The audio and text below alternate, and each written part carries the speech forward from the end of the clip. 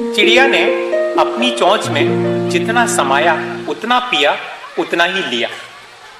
चिड़िया ने अपनी चोंच में जितना समाया उतना पिया उतना ही लिया। सागर में जल, खेतों में दाना बहुत था।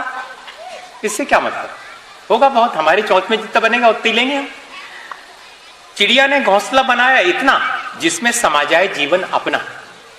चिड़िया ने घोंसला बनाया इतना जिसमें समा जाए जीवन अपना। संसार बहुत बड़ा था। चिड़िया ने रोज एक गीत गाया ऐसा जो धरती और आकाश सब में समाया।